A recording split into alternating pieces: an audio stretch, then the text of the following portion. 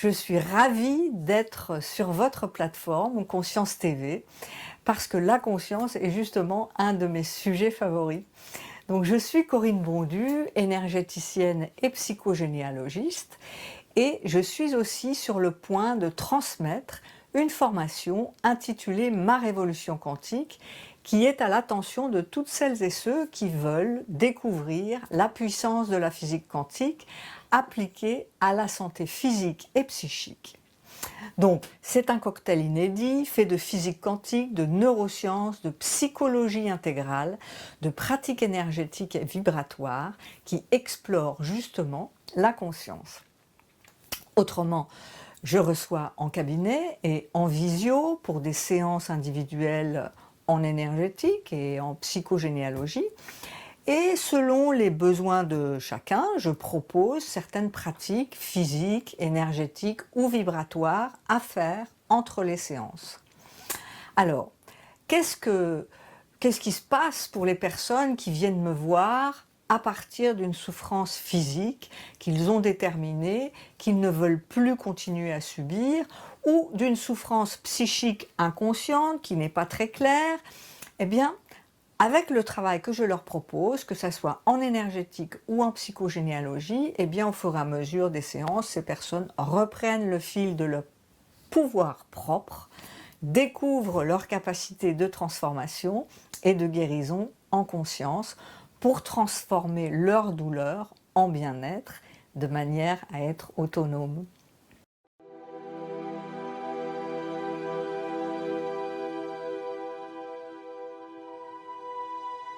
Oui, c'est vrai que je parle de ces expériences à l'étranger qui m'ont inspirée. Mais avant toute chose, j'aimerais parler de la première, en fait, mon premier rapport à l'énergétique. Finalement, je l'ai vécu par les arts martiaux. Pour moi, tout commence avec le corps et la conscience qu'on en a. Et la conscience, on en parlera beaucoup plus en détail tout à l'heure, mais le plus important, c'est qu'elle ne peut se manifester que dans un corps. Et donc, moi, adolescente, j'avais une grande énergie vitale et j'avais besoin de canaliser cette énergie vitale. Et évidemment, je ne savais pas tout ce que je sais aujourd'hui sur toutes les dimensions énergétiques du corps et j'aurais bien voulu les connaître à l'époque.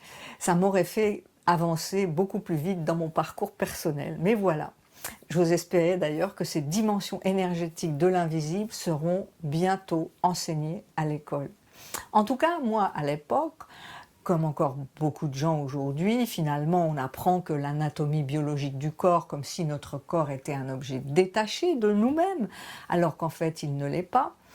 Et donc, c'est pour ça que qu'est-ce que je pouvais faire de cette énergie vitale qu'on ne m'avait pas expliquée et qui partait dans tous les sens? Eh bien, j'ai commencé avec le judo, puis avec l'aïkido, et puis ensuite avec le qigong et le yoga. Donc des disciplines que je continue à pratiquer, ces deux dernières disciplines, régulièrement, et que je transmets aussi dans mes cycles de pratique matinale. Maintenant, voilà, je ne suis pas très grande, je mesure 1,60 m, et donc je suis assez menue, et je me demandais à l'époque, mais comment je peux me défendre face à une personne plus grande que moi, et surtout plus forte? Alors, c'est vraiment justement par cette pratique des arts martiaux qui m'ont tous enseigné une grande leçon en énergétique, parce que on doit connaître son corps physique, on apprend à le connaître, à le maîtriser, à avoir une maîtrise intérieure de soi, mais on développe aussi la puissance de l'intention, la force de l'attention à son partenaire aussi. Et surtout, quand on est en combat, entre guillemets, eh bien, on danse avec l'énergie de l'autre. Donc c'était vraiment un apprentissage important pour moi et qui m'a mis en contact avec l'énergie humaine et l'énergie vitale des personnes au départ. Donc, si je réponds à votre question, effectivement, j'ai vécu en Australie et j'ai eu l'occasion de travailler avec plusieurs tribus aborigènes lors de mes années de vie là-bas. Et puis plus tard, j'ai pu expérimenter des séances de Santeria à Cuba, parce que j'y ai vécu aussi, et rencontrer des pratiques chamaniques péruviennes. Et donc ces trois peuples dits premiers, on va dire, eh bien, ont ça en commun, c'est qu'ils ont un autre rapport à l'espace et au temps. Et je me souviendrai toujours de la première fois où j'étais en Australie, dans un lieu assez mythique, Ayers Rock, qui est le grand rocher, qui prend toutes les belles teintes d'ocre, rose et violet au coucher du soleil, qui est au centre de l'Australie. Et donc, il y a une tribu aborigène qui est responsable du maintien de ce lieu traditionnel, même s'il est ouvert aux touristes du monde entier. Et donc voilà, moi je débarquais là, toute seule, et je voulais bien sûr rencontrer des personnes aborigènes. Et on m'avait donné un conseil, heureusement. On m'avait dit, c'est très simple, tu dois apprendre à t'asseoir, et tu verras. Et donc en fait, c'était la première fois que j'ai appris à méditer assise au pied d'un arbre et à attendre. Et donc on m'avait dit, tu sais, ça peut prendre 1 heure comme ça peut prendre 3 jours. Je me souviens d'avoir attendu 1 jour et demi avant de voir arriver de nulle part 2 personnes qui m'ont adressé la parole, puis intégré dans leur groupe pendant quelques jours. Alors c'était vraiment une première expérience importante. Pour moi, évidemment, plus tard, j'ai eu l'occasion de travailler avec plusieurs communautés sur des projets différents, de découvrir leur univers symbolique, leur identité traditionnelle multiple, qui les relie tous entre eux, et surtout, évidemment, le lien énergétique formidable qu'ils ont avec la Terre, leur Terre. C'est celle du temps du rêve, qui est quand même bien connue maintenant, et ils sont chacun, on va dire les choses très grossièrement, détenteurs d'une part de l'histoire des êtres fondateurs qui ont créé la Terre sur laquelle ils se trouvent. Et donc ils ont une responsabilité métaphysique envers la Terre, pour la faire vibrer cette histoire, l'histoire de cette Terre et de leur rapport à la Terre. Alors c'était vraiment quelque chose de tout à fait étonnant pour l'occidental que j'étais, parce que bon, chez moi, la terre on l'achète, on l'exploite et puis voilà quoi. Alors c'était déjà une dimension énergétique dans ce rapport à la terre qui était tout à fait extraordinaire, et aussi de l'aspect vibratoire du vivant en fait, que j'ai pu percevoir là-bas. Alors, cette dimension archétypale aussi, que j'ai ensuite retrouvée en Inde dans mes études de physique quantique appliquées à l'être humain, eh bien en fait, on est aussi en lien avec la cosmogonie indienne dans ces études que j'ai faites à l'université de Jaipur, donc avec des archétypes de cette cosmogonie indienne, mais qui sont universels et qu'on retrouve partout. Donc, du coup, c'est 30 ans plus tard à l'université donc de Jaipur, avec cette cosmogonie indienne, que j'ai fait aussi le lien avec ces expériences chez les aborigènes. Alors, avec la Santeria à Cuba ou le chamanisme péruvien, c'est un peu différent parce que j'ai découvert la transe, donc avec le tambour, la danse, et donc les états de conscience modifiés que ça induit. Et puis avec les chamans péruviens, les états de conscience modifiés avec l'ayahuasca, donc cette plante maîtresse extraordinaire. Donc ce sont vraiment à chaque fois des expériences qui ont été pleines d'enseignements profonds. Il y a vraiment un avant et un après pour moi, où en fait on se rend compte qu'il y a effectivement un monde multidimensionnel auquel nous pouvons avoir accès et qui vient affecter notre être dans toutes ses dimensions. Et donc quand on fait ce genre d'expérience, il faut être bien accompagné, c'est très important.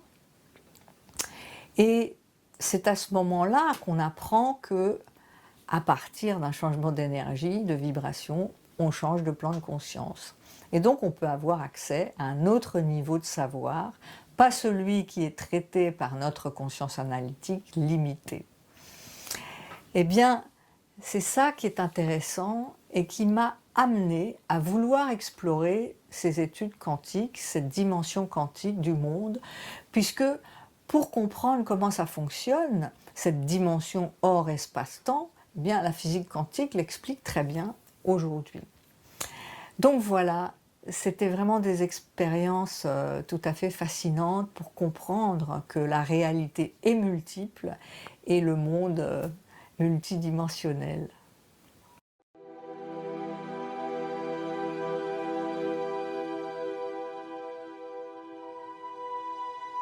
Quand j'étais en Australie, j'avais déjà eu l'occasion de fréquenter une psychothérapeute qui travaillait aussi avec le corps. Et quand je suis rentrée en France, j'aurais bien voulu continuer de la même manière, mais ça ne se faisait pas du tout. On était vraiment plus dans la psychanalyse. Et donc je me suis dit, bon, voilà, les chamans d'ici, c'est les psychanalystes. Donc il faut aller les voir. Mais j'y suis un peu allée à reculons quand même, parce que on ne travaille pas sur le corps directement en psychanalyse, on s'allonge sur le divan et puis on laisse l'inconscient faire son travail avec celui du psychanalyste. Donc, à côté de ça, j'ai continué mes pratiques corporelles en parallèle. À l'époque, j'ai découvert aussi la méthode de libération des cuirasses de Marie-Lise Labonté. Ça a été vraiment aussi une très belle découverte sur les liens corps-esprit. Et puis surtout, j'ai eu la chance de rencontrer un thérapeute extraordinaire qui s'appelait Willy Barral, qui n'est plus de ce monde aujourd'hui, mais qui était un des premiers psychanalystes transgénérationnels qui a précisément affirmé que le corps pense, pour pouvoir établir des liens entre des symptômes et l'histoire familiale passée d'une personne.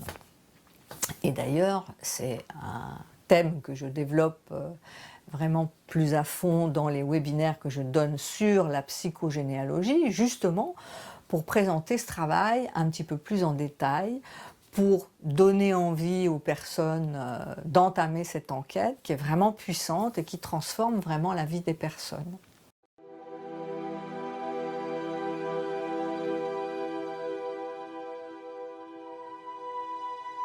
On est toujours dans le même thème, c'est-à-dire qu'une personne vient me voir. Elle a un mal-être léger, aigu ou profond. Elle n'arrive pas à faire un deuil, par exemple, ou elle fait des cancers à répétition, elle ne sait pas d'où ça vient. Et justement, il va falloir enquêter pour élucider l'origine. Donc, l'origine, la plupart du temps, c'est des empreintes traumatiques, des conditionnements répétés qui vont limiter l'énergie vitale d'une personne et donc perturber toute la cohérence énergétique de son système. Donc en fait, le corps exprime ce que la conscience analytique n'a pas pu formuler. C'est pour ça d'ailleurs que les psychanalystes ont ce jeu de mots, une maladie, c'est un mal à dit. C'est vraiment passé dans le langage courant maintenant et dans la réalité, c'est ce qui se passe, quoi. Donc c'est vraiment intéressant. Je peux te donner un exemple très courant, malheureusement, le burn-out, très courant malheureusement. Qu'est-ce qui se passe? Il y a progressivement conflit intérieur qui grandit. La personne est dans une situation de travail où finalement elle n'est plus en accord avec ses propres valeurs, ou bien on la traite vraiment mal, sans raison objective. Elle est dans une situation d'abus par ses employeurs. Enfin bref, il peut y avoir mille et une situations à l'origine de ce déséquilibre. Évidemment, une personne en burn-out, sous pression, elle veut continuer à travailler, c'est son gagne-pain, elle aime son travail, enfin bref, le conflit grandit tant qu'il n'est pas verbalisé, qu'il n'est pas reconnu. Donc à un moment donné, le corps, puisqu'il vit ce conflit intérieur, il n'a pas d'autre solution que de disjoncter. Et les personnes en burn-out, d'ailleurs, souvent témoignent du fait que tout d'un coup, ils sont tombés dans la rue. Et là, ben, ils sont bien obligés de se rendre compte que oui, il y a quelque chose de fondamental qui a changé. Et là, eh bien, ils commencent à se faire accompagner et ils font leur chemin pour retrouver la cohérence intérieure qui leur manquait. Donc en fait, c'est vraiment la même chose qui se passe quand des personnes font des cancers à répétition ou même ont des maladies chroniques. Qu'est-ce qui est à l'origine, ou même des maladies auto-immunes? J'en profite pour dire que même une maladie auto-immune dont les origines sont toujours très difficiles à déterminer, eh bien ce psychanalyste, Willy Barral, qui a été mon mentor, puis un ami ensuite, eh bien il a déclaré sur le tard de sa vie une sclérose en plaques et évidemment, avec toute sa connaissance sur le fait que le corps pense, qu'est-ce qu'il a fait? Il a fait son travail de conscience et il est descendu en lui-même. Alors il a dit non, je ne vais pas prendre les traitements, je vais aller au bout de cette affaire. Et il avait une très bonne raison de vouloir comprendre les liens entre le déclenchement soudain de ce désordre intérieur vital, tout simplement parce que, et je le dis parce qu'il a raconté cette histoire publiquement qui est vraiment incroyable, parce que cette maladie auto-immune, cette sclérose en plaques, s'est déclenchée juste après le suicide de son propre frère. Et donc, ça a fait écho vibratoire avec des émotions qui n'étaient pas encore résolues et qui étaient difficiles à métaboliser pour lui. Donc son corps a réagi avec cette affection de maladie auto-immune. C'est vraiment sans être avec des situations aussi graves, mais c'est vraiment important justement de bien comprendre un peu mieux la symbolique du corps. On va dire ce que veut dire mon mal-être. Mon mal-être a toujours un message pour moi. Alors, ça peut être des affections très quotidiennes, très bêtes. Par exemple, je me souviens, moi, à un moment donné, j'avais du mal à prendre une décision difficile. Eh bien, tout d'un coup, je me suis réveillée un matin avec une gingivite aiguë, mais absolument terrible. Et donc là, tout de suite, on s'occupe de la douleur. Il se passe quelque chose que je ne comprends pas, parce que je ne suis pas du tout sujette aux gingivites, je n'en avais même jamais eu auparavant. Et mon hygiène buccale était la même que d'habitude, donc qu'est-ce qui se passait?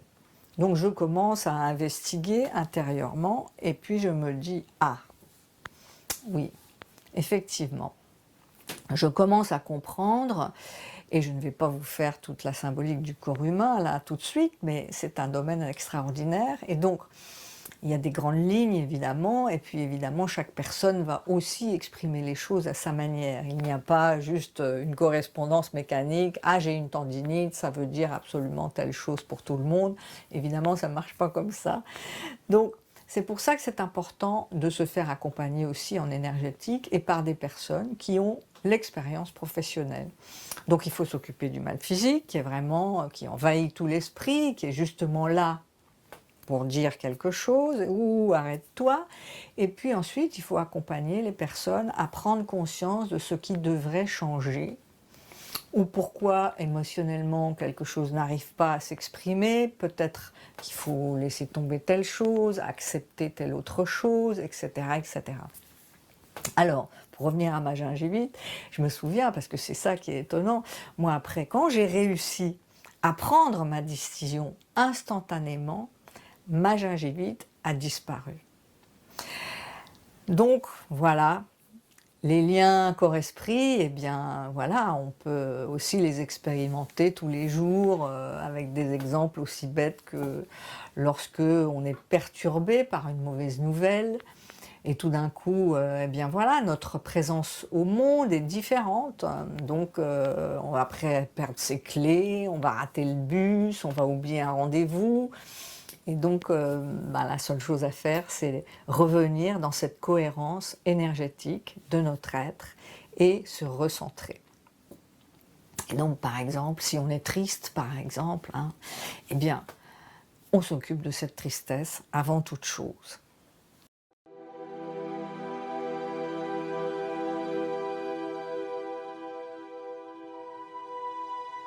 Il y en a plusieurs. D'abord, l'accueil inconditionnel de la personne qui vient nous voir. Une personne qui a été acupunctrice et dans une magnifique démarche spirituelle qui m'inspire beaucoup, Marguerite Cardos, disait toujours « Mais nos patients sont des messagers ».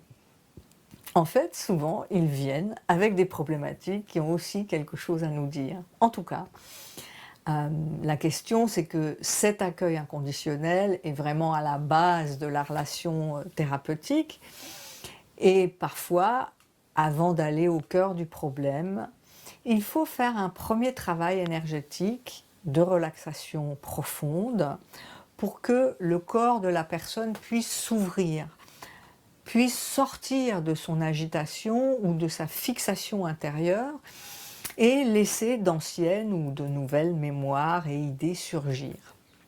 Alors pour ça, j'utilise une technique qui est bien connue maintenant, qui s'appelle Access Consciousness, mais j'ai surtout aussi suivi d'autres techniques.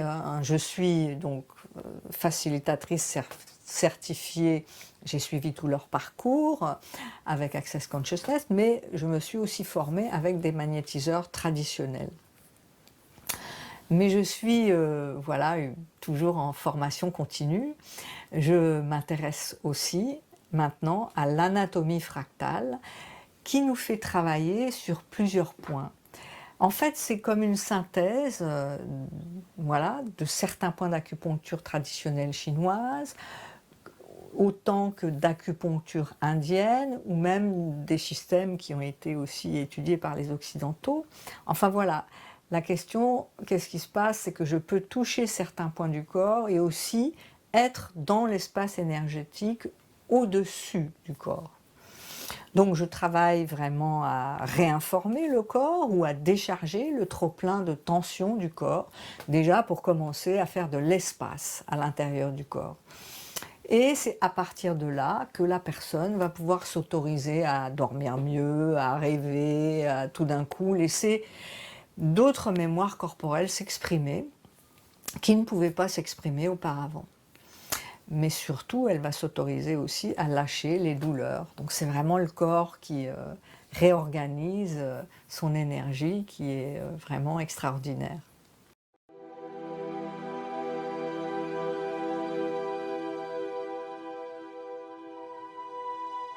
Cette méthode-là, je l'ai appelée Viana parce qu'elle travaille beaucoup sur le souffle, hein, c'est ce que ça veut dire. Donc je propose des cycles de 21 jours avec un rendez-vous matinal de 45 minutes de pratique par Zoom, donc vous êtes chez vous, mais voilà, au saut du lit, à 6h30 ou 7h30, hop, vous avez rendez-vous avec un groupe et vous pouvez pratiquer cette méthode dans un temps de 45 minutes. Donc, je vais proposer toujours une pratique, un échauffement et une pratique une semaine sur deux de Qigong ou de yoga. Et ensuite, il y a toujours un travail respiratoire ou vibratoire et ensuite une méditation guidée.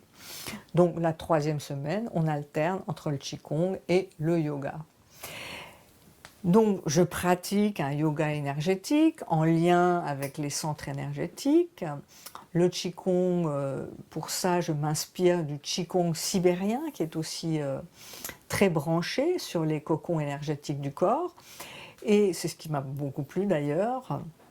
Et puis le Qigong de la femme, parfois, ou des pratiques plus classiques. Mais voilà, l'intérêt donc de ce rendez-vous, c'est de se mettre en énergie pour la journée et en même temps d'être en capacité d'être apaisé, beaucoup plus serein par rapport à tous les événements, voire les mini-agressions qui peuvent nous arriver dans une journée. Et voilà, ça marche. C'est chouette, les personnes témoignent qu'effectivement, elles se sentent mieux, leurs douleurs articulaires s'en vont au fur et à mesure du travail. Alors parfois, je propose un travail oculaire aussi, parce que on est tous avec des écrans, beaucoup, toute la journée, en tout cas pour beaucoup de gens. Donc c'est très important pour aussi pour faire ce travail sur les yeux.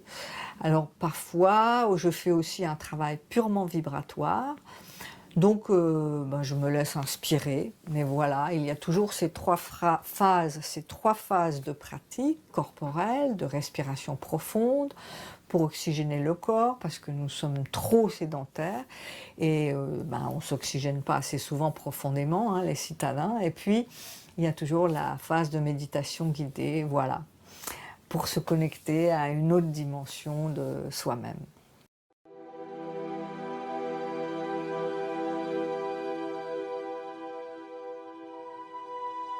Alors la psychogénéalogie, ça pour moi, ça a été vraiment une grande découverte.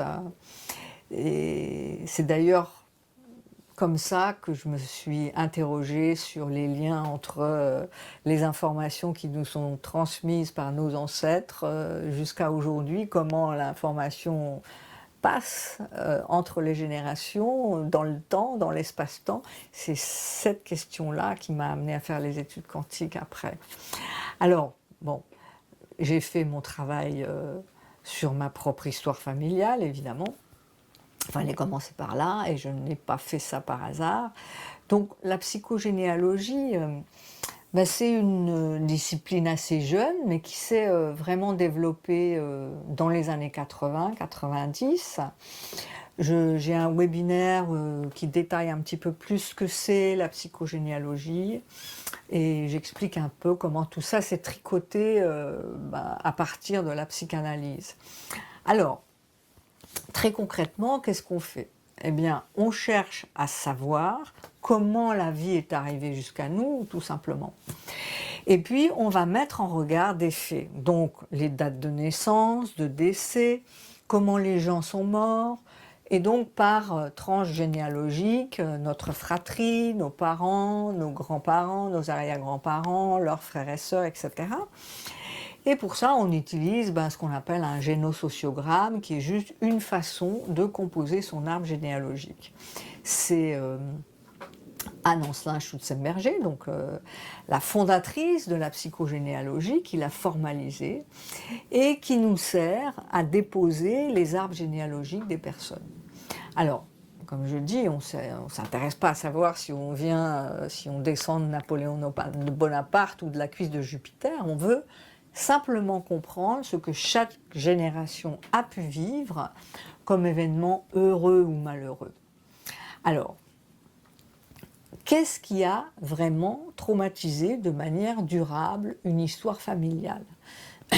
C'est pourquoi on met en regard les faits recueillis, hein, les histoires marquantes qui ont structuré notre psyché quand nous avons grandi, ou quand les ancêtres ont grandi. Qu'est-ce qui s'est transmis? Et donc, voilà, dans ce processus, on métabolise un certain nombre d'émotions, et puis surtout, on met au jour des secrets.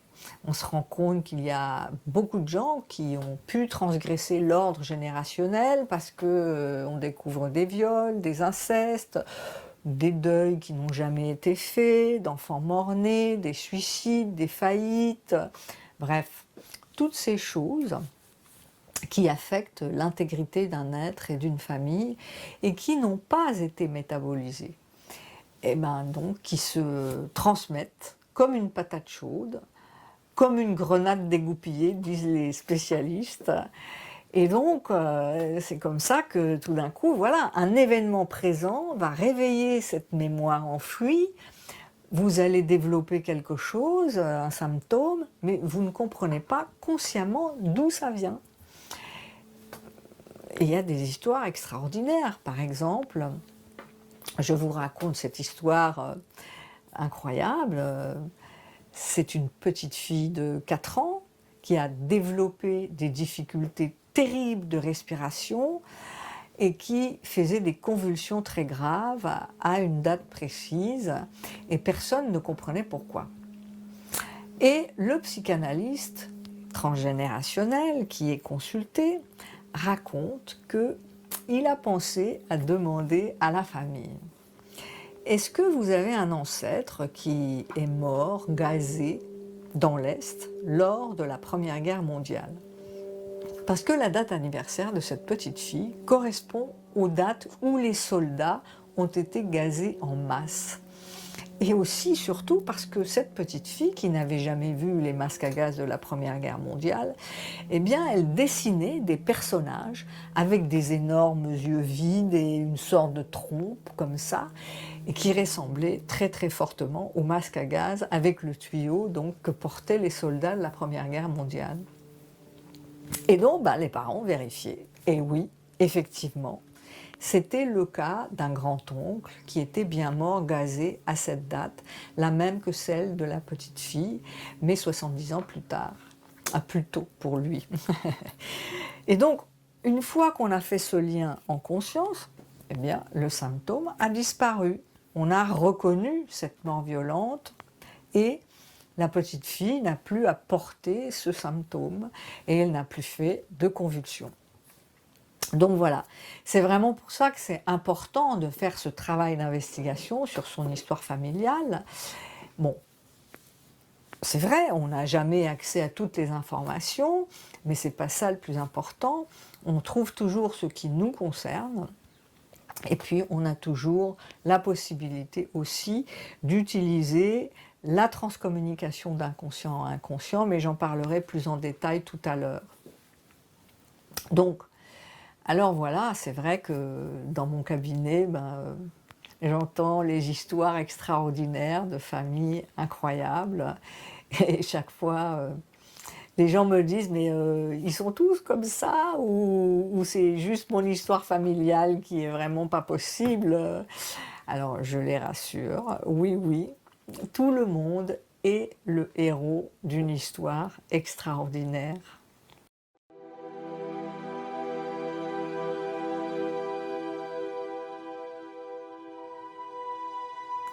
C'est vraiment un lien tout à fait nouveau, hein, la psychogénéalogie et l'épigénétique, en tout cas.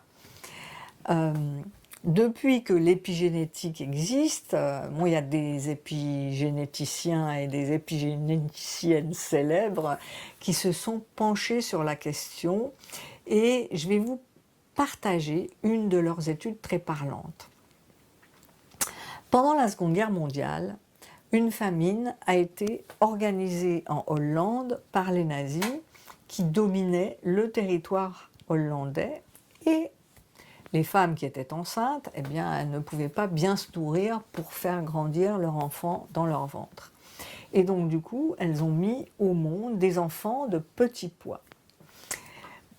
Ensuite, ces enfants qui ont survécu à la fin de la guerre, eh bien, ils ont grandi, ils ont repris une alimentation normale et ils ont grandi naturellement.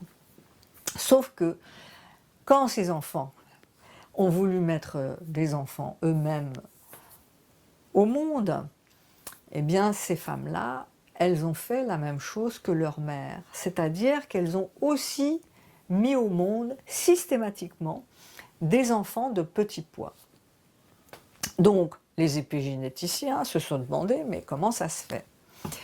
Eh bien, elles n'avaient aucune raison de le faire. Elles mangeaient très bien, elles vivaient en temps de paix, elles pouvaient mettre des bébés normaux au monde, mais elles ne l'avaient pas fait. Et c'est en étudiant les gènes, l'expression des gènes de ces jeunes femmes, qu'on a compris que oui, on pouvait modifier l'expression des gènes. Et donc c'est le sens de l'épigénétique, pour dire les choses très très simplement. Les premières femmes du temps de la Seconde Guerre mondiale, de la famine, ont envoyé un signal interne aux gènes de croissance en jeu à ce moment-là. Vous y allez mollo parce que j'ai pas de quoi nourrir mon enfant dans mon ventre. Et donc, c'est cette information-là, génétiquement, qui s'est transmise. Et c'est ça qui est fou, à la génération suivante. Alors, c'est par le travail de conscience que l'on peut transformer l'environnement intérieur et extérieur. Et donc, l'expression de nos gènes. Il faut parfois 2 ou 3 générations pour qu'on prenne conscience des choses et qu'on rectifie le tir en mettant à la conscience un phénomène qui n'est pas expliqué, mais que le corps, voilà, fait pour de bonnes raisons.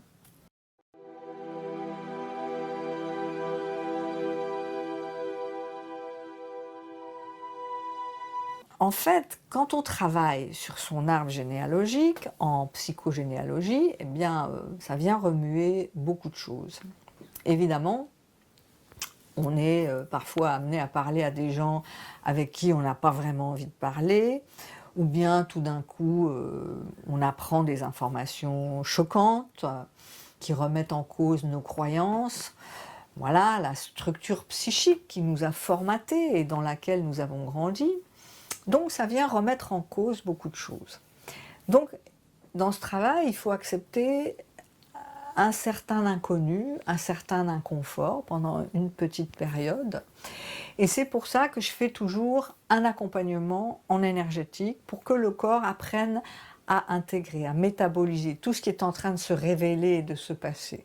Donc il y a la parole bien sûr, mais le travail énergétique est vraiment important. Alors, parfois même, je donne des exercices à faire aux personnes entre les séances pour qu'elles comprennent qu'effectivement, elles ont pris tel pli de comportement, de ne pas avoir confiance en elles, ou tout le temps, d'être tout le temps dans l'auto-sabotage. Et ce que je sais, hein, il y a 1000 manifestations possibles d'altération de nos énergies vitales propres. Donc, des exercices pour qu'elles puissent se reconditionner en conscience entre les séances, en même temps qu'elles se désidentifient très clairement, progressivement, des événements traumatiques à l'origine de ce qui leur arrive dans le présent et qui ne leur appartient pas. C'est bien ça la question.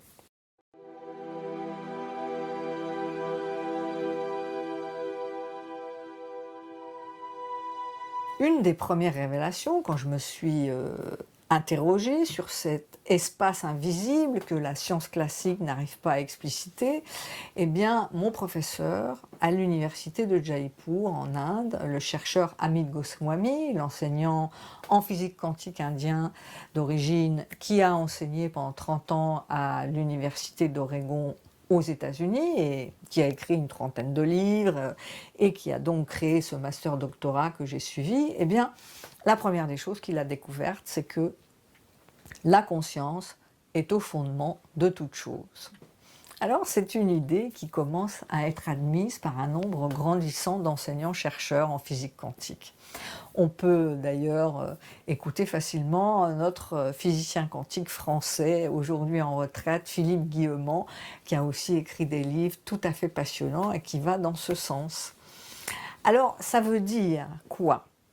Eh bien, ça veut dire que nous sommes dans un système de pensée de causalité descendante. La matière n'existe que parce qu'il y a du mouvement de conscience et il y a plusieurs niveaux de densité. Là, dans un système de pensée matérialiste, c'est le contraire. On pense, et on apprend à l'école, qu'on est dans un système de causalité ascendante. On part du plus petit de la matière qui se complexifie et donc qui crée le monde tel qu'on le connaît. Sauf que ça ne marche pas comme ça. Donc, cette conscience au fondement de toute chose, ben voilà, je l'explique plus en détail dans la formation Ma Révolution Quantique, mais c'est un des premiers principes, c'est de comprendre que dans ce système-là, eh bien, quand on a bien intégré cette idée, ce concept de la conscience à l'origine de toute chose, et le deuxième principe important, les deux natures de notre conscience, donc celle de l'ego qui est limitée dans notre expérience de vie, dans ce corps particulier, et puis une conscience qui est une parcelle de conscience supérieure et que nous apprenons à faire un aller-retour régulier en comprenant, en pouvant nous représenter le phénomène et pourquoi cet aller-retour nous fait du bien. Donc parce que on intègre l'entièreté de l'expression vibratoire de notre être. Donc, ça veut dire qu'à ce moment-là, on va très simplement choisir de se déconditionner de notre, voilà, des plis qu'on a pris qui ne nous satisfont pas dans nos comportements, qui induisent des comportements qui sont délétères pour nous. Et donc, on va se permettre d'avoir un accès à nos autres dimensions de conscience. Donc, on va pouvoir ensuite choisir de nous relier à des valeurs qui nous correspondent le plus et vraiment manifester ce que nous souhaitons être et pas seulement donc subir les conditionnements extérieurs à nous ou agir seulement selon nos propres conditionnements qui resteraient encore présents en nous. Donc voilà, et je pense qu'il y a vraiment un changement de paradigme qui est en train de se manifester.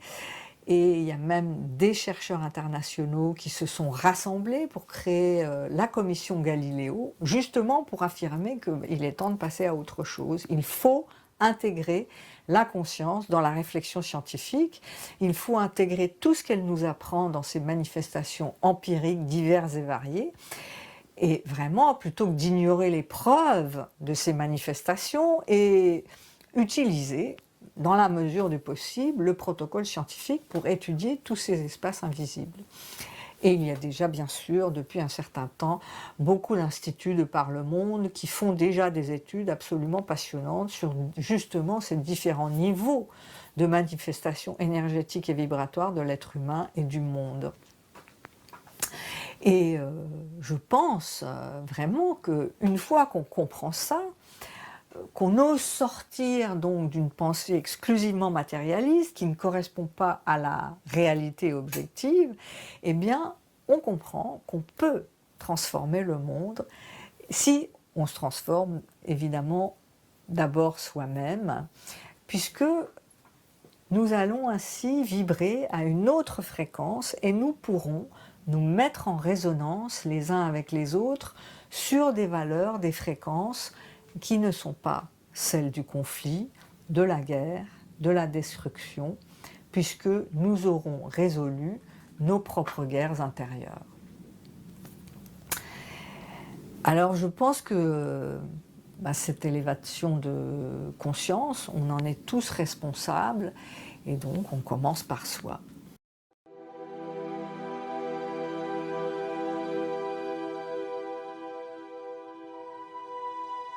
Ah, alors, la hiérarchie enchevêtrée, qu'est-ce que c'est? Eh bien, c'est un des principes de la physique quantique, qui est développé par Amit Goswami, donc qui est aussi une explication, un des éléments très importants que je transmets dans la formation Ma Révolution Quantique. Donc c'est justement ce principe qui nous fait nous identifier à la matière de notre corps, parce que c'est un phénomène d'effondrement des ondes progressifs qui font que pour pouvoir se regarder, la conscience a besoin d'être un objet et un sujet tout à la fois. Donc, c'est-à-dire qu'elle ne peut se manifester dans la matière vivante incarnée que si elle est objectifiée dans un cerveau, donc pour pouvoir se voir elle-même. C'est aussi pour ça que c'est très facile de se dire « mais non, je suis comme je suis, et point, ma conscience c'est mon cerveau, il n'y a rien d'autre ». Sauf que nous découvrons en réalité que la matière de notre cerveau n'est qu'une antenne de réception de notre parcelle personnelle de conscience universelle. Alors il y a plein d'études qui expliquent pourquoi c'est pas possible d'avoir une conscience comme un épiphénomène du cerveau. Et justement, je fournis aussi beaucoup d'études scientifiques vraiment solides pour expliquer tout ça dans la formation Ma Révolution Quantique. Donc, cette histoire de conscience universelle, c'est ce que nous disent les grandes traditions spirituelles, les bouddhistes comme les indiens et bien d'autres cultures, qui ont déjà donc balisé le terrain pour nommer justement aussi toutes ces énergies archétypales plus grandes que nous, qui sont des intermédiaires entre la conscience universelle et nous, dans notre part de conscience incarnée. L'inspiration, par exemple, ne vient pas du cerveau-matière, mais justement de ces autres dimensions. Et donc, comment nous pouvons nous en inspirer?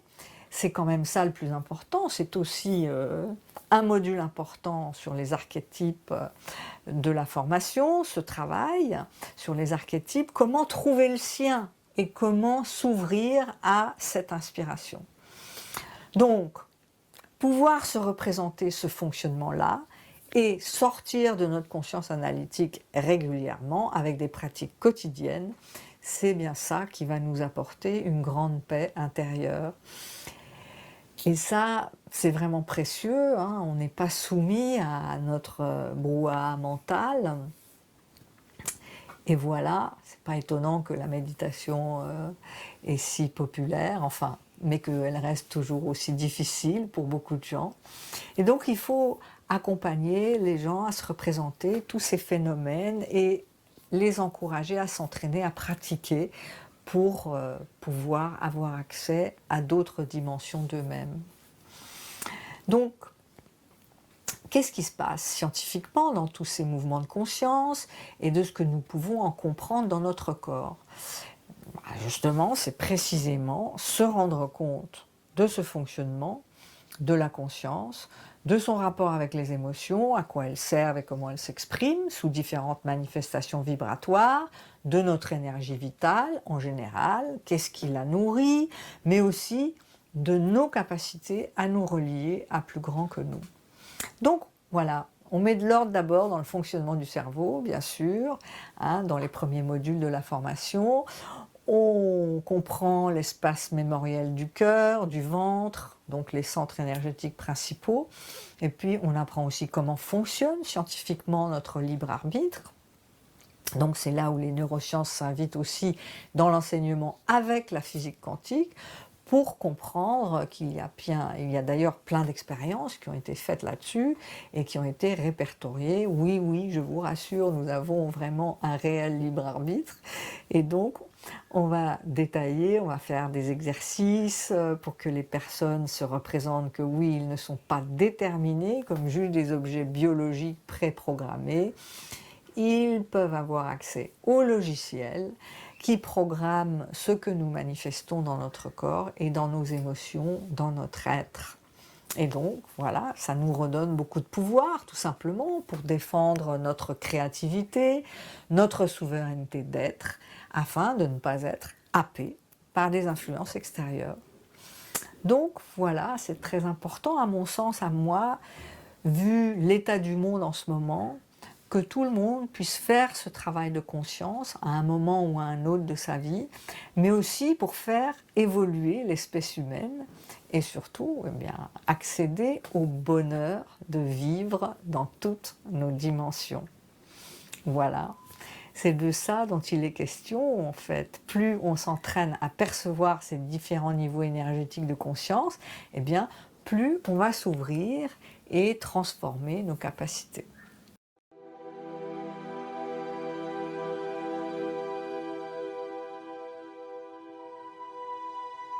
La transcommunication d'inconscient à inconscient, donc que j'ai mentionné rapidement tout à l'heure, eh bien, en quelques mots, c'est une technique qui a été développée pour communiquer avec des grands traumatisés par la guerre ou des accidents, euh, donc qui sont immobiles dans leur corps et qui ne peuvent plus verbaliser les choses à cause de ces grands accidents ou traumatismes de guerre, mais on sait que leur cerveau est intact. Et donc, ce sont des Australiens qui ont développé une méthode pour rétablir le dialogue avec ces personnes.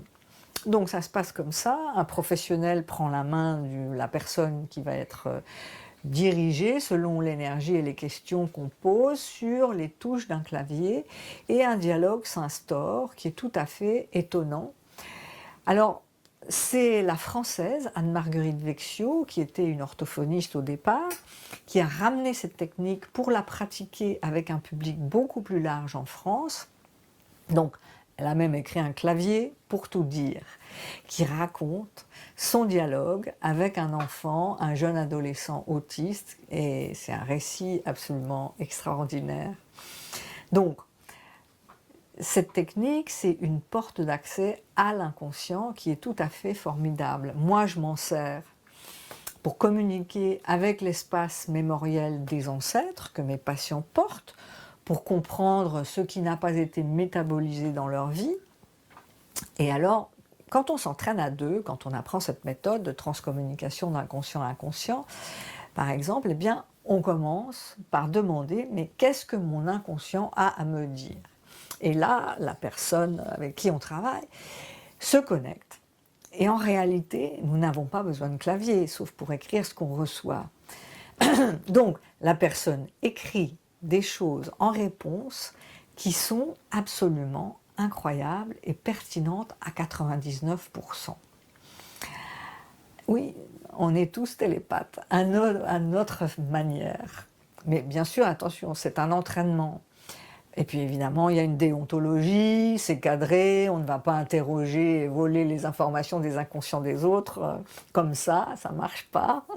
On ne peut le faire que parce que la personne est d'accord consciemment, mais c'est tout à fait étonnant cette technique. Donc d'ailleurs, voilà une piste scientifique d'exploration à venir qui est tout à fait passionnante. Donc, ça, c'est la transcommunication d'inconscient-inconscient dont on se sert en complément du travail de psychogénéalogie.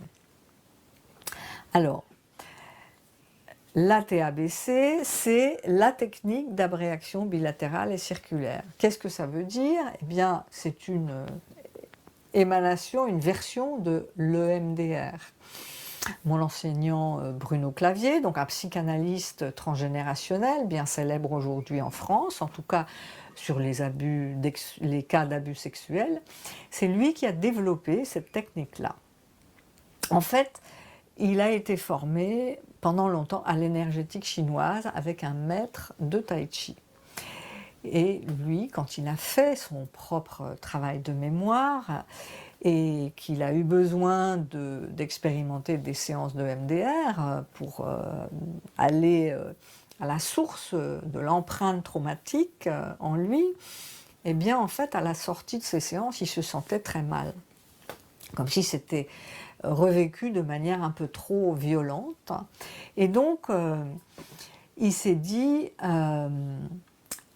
je vais essayer de trouver une autre manière de faire.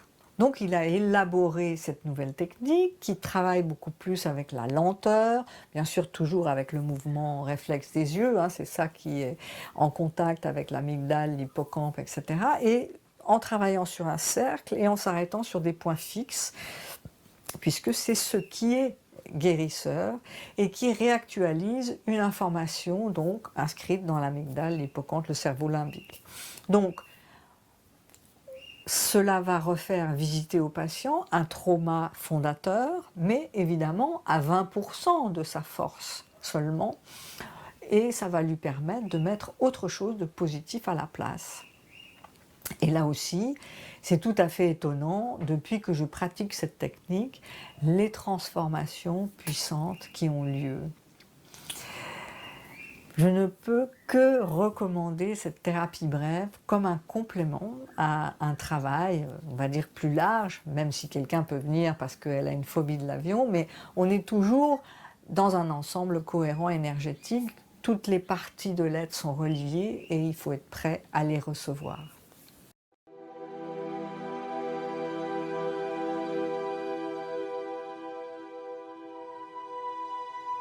La conscience quantique va, dans nos études, on appelle ça le soi quantique, certains pourraient l'appeler notre âme, mais d'un point de vue vibratoire, et parce que on met de la science réelle mesurable sur toutes ces choses, je pense que c'est important de dire que nous pouvons ouvrir notre conscience. On part de notre ego, on part de notre conscience analytique, le cortex préfrontal qui vibre à une certaine fréquence en état d'éveil, et puis on va utiliser différentes méthodes pour avoir accès à des états modifiés de conscience qui nous permettent tout d'un coup de recevoir d'autres informations que celles connues qui correspondent à notre conscience analytique. Et donc, si le monde est une gigantesque marmite d'informations vibratoires et énergétiques, eh bien, si on arrête de se focaliser sur la matière ou un espace-temps donné, eh bien, tout d'un coup, on a accès à tout un tas d'autres informations que nous pouvons percevoir. C'est comme ça que les channeleurs, les médiums ont accès à des informations qui se trouvent donc hors espace-temps. C'est comme ça aussi que les personnes qui vivent des expériences de mort imminente sont passées dans un autre état de conscience, c'est certain, et elles viennent d'ailleurs raconter des faits qu'elles n'auraient pas pu percevoir alors que leur corps et leur esprit sont débranchés, hein, dans les salles d'opération. Les scènes ont été souvent racontées maintenant. Et donc, voilà, il s'agit de savoir comment faire cet aller-retour entre cette dimension quantique de la conscience qui nous appartient, notre petite parcelle de conscience quantique, et notre ego, qui est très important pour pouvoir fonctionner dans la société avec tous les autres tous les jours. Donc c'est cet aller-retour que j'essaye de transmettre pour encourager les personnes à se dire, voilà, je ne suis pas seulement les conditionnements qui se sont imprimés dans la matière de mon corps, je suis beaucoup plus que cela. Et je leur donne des exercices très pratiques de travail énergétique et vibratoire. Évidemment, c'est ce que je transmets aussi dans ma révolution quantique. Il n'y a pas de secret, hein, c'est en pratiquant qu'on devient forgeron quantique.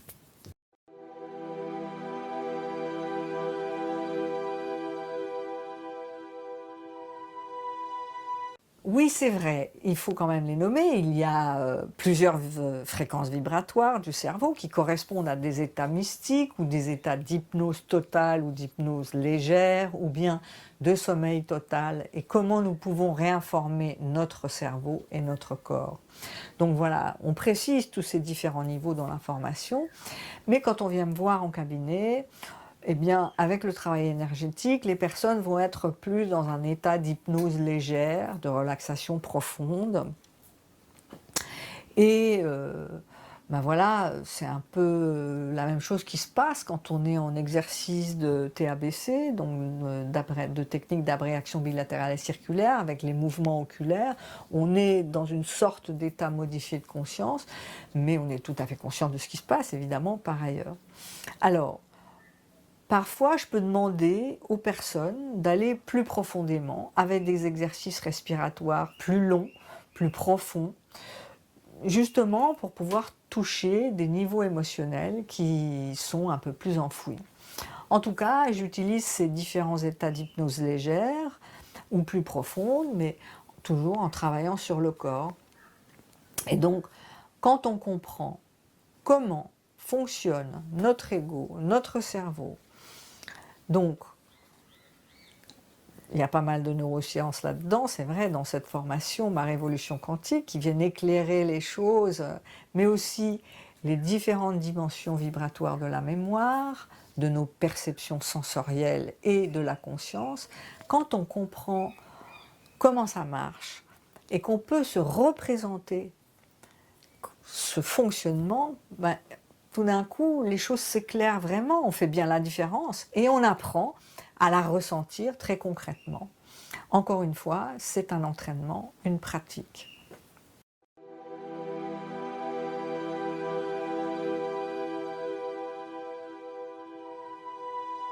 Dans mes pratiques matinales, oui, je pratique, comme je l'ai dit, le Qigong sibérien, qui est un Qigong particulièrement énergétique, hein.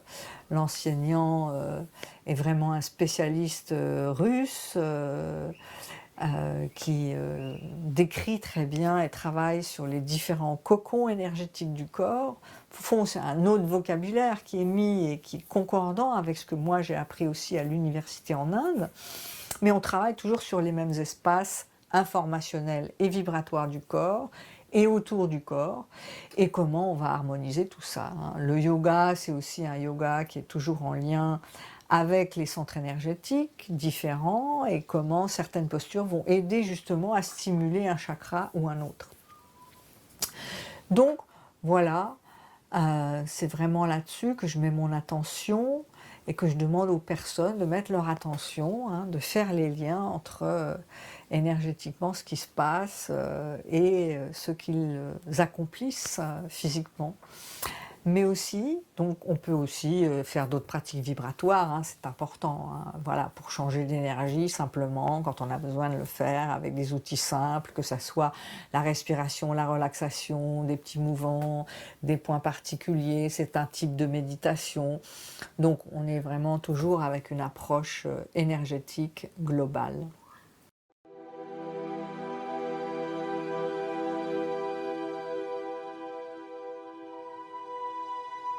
Eh bien, bien humblement, à ma manière, si je peux aider les personnes qui viennent me voir à reprendre du pouvoir sur eux-mêmes, parce qu'ils comprennent mieux comment fonctionne leur corps, leur énergie, leurs pensées, leurs émotions, leur part de conscience quantique, et qu'ils font les liens entre toutes ces différentes parties d'eux-mêmes, et bien, ils commencent à être beaucoup plus souples, pleins d'amour pour eux-mêmes, tout simplement, sur ce qu'ils ont à vivre.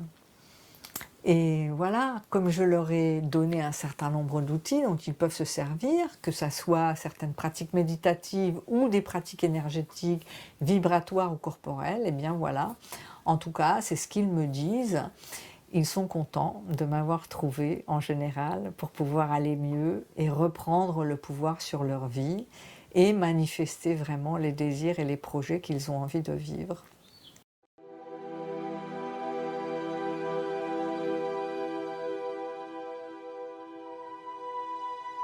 Eh bien, c'est très simple. Je reçois en cabinet, en individuel à Paris, dans le 12e arrondissement, mais aussi à Noisy-le-Sec, dans le 93. Donc je peux recevoir dans ces deux lieux. Je projette le lancement de cette formation nouvelle, Ma Révolution Quantique, qui est une formation en 12 modules, et il suffit simplement de s'inscrire à la newsletter et de dire si vous souhaitez recevoir des informations sur ces projets, les dates du prochain cycle de pratique matinale, du lancement de la formation, Ma Révolution Quantique. Donc il y aura une part en présentiel, une part en ligne avec des rendez-vous réguliers en direct. Eh bien, vous pouvez aussi prendre un rendez-vous en cabinet, simplement m'appeler pour me poser des questions personnelles, voilà, pour définir si je suis la bonne personne pour vous.